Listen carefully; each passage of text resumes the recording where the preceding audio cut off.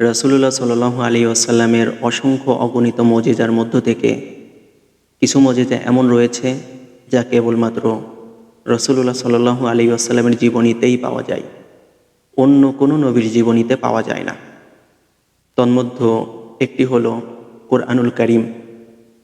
এখানে কিছুটা ভুল বোঝাবুঝির কারণে অনেকের মধ্যে একটা প্রশ্ন তৈরি হয়, সেটি হলো, আমরা বাহ্যিকভাবে তো দেখতে পারতেছি আল্লাহর প্রেরিত কিতাব কোরআন, এটা রাসূলুল্লাহ সাল্লাল্লাহু আলাইহি ওয়াসাল্লামের মুজিজা।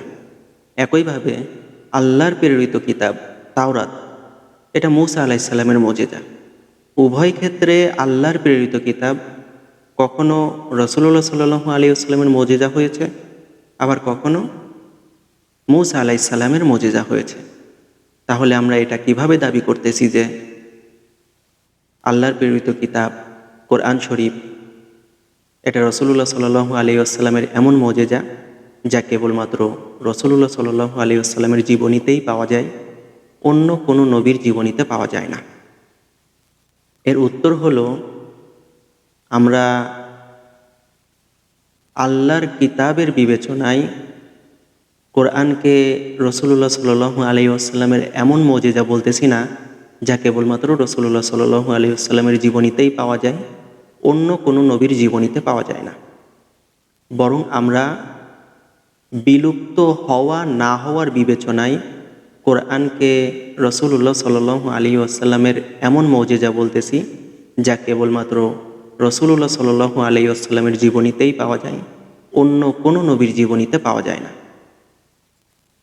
এই বিষয়টি বোঝার জন্য জালালউদ্দিন সুয়ুতী রহিমাহুল্লাহর একটি উক্তি রয়েছে।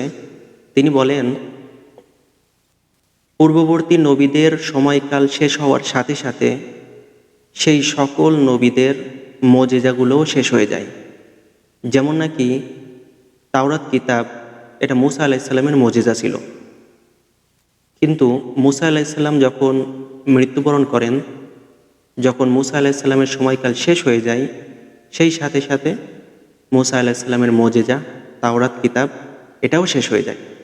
কিন্তু কোরআনুল কারীম রাসূলুল্লাহ সাল্লাল্লাহু আলাইহি ওয়াসাল্লামের এমন এক মুজিজা যা কিয়ামত পর্যন্ত শেষ হবে না, এটা কোনোদিনও বিলুপ্ত হবে না। সুতরাং বিলুপ্ত হওয়া না হওয়ার বিবেচনায় আমরা কোরআনকে রাসূলুল্লাহ সাল্লাল্লাহু আলাইহি ওয়াসাল্লামের এমন মুজিজা বলতেছি যা কেবলমাত্র রাসূলুল্লাহ সাল্লাল্লাহু আলাইহি ওয়াসাল্লামের জীবনীতেই পাওয়া যায়, অন্য কোনো নবীর জীবনীতে পাওয়া যায় না।